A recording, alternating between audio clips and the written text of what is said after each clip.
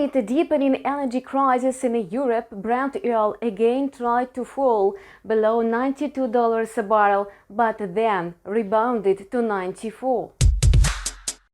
The outlook for energy supply in the coming winter is worsening. There are reports that a number of European metallurgical enterprises have suspended operations at their facilities due to the lack of energy.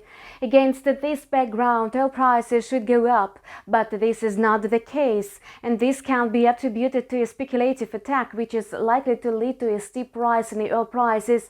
They both think that this will happen at any moment.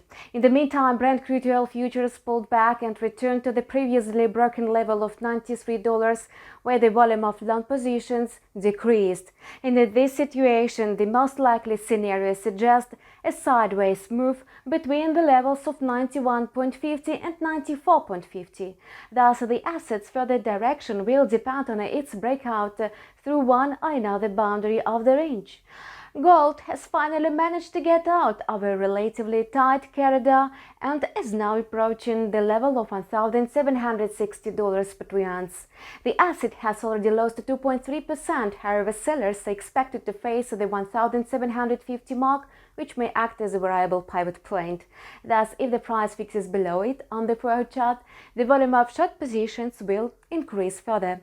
Otherwise, a pullback cannot be ruled out.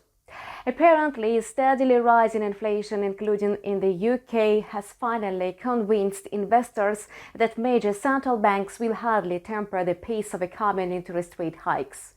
On the contrary, there is a likelihood that the regulators will take a more aggressive stance on inflation, and this in turn makes many financial instruments, such as gold, less attractive. At a first glance at the situation, while the ruble remains unchanged, however, yesterday the price made another attempt to go below the mark of 60 rubles per dollar, and this again suggests that the Russian currency may soon resume its bullish run. And in this case, the Bank of Russia and the Ministry of Finance will be forced to take some immediate and tangible steps to weaken the national currency. And that's all for now. We continue to learn developments on financial markets. Subscribe to our channel and follow news with us. See you soon.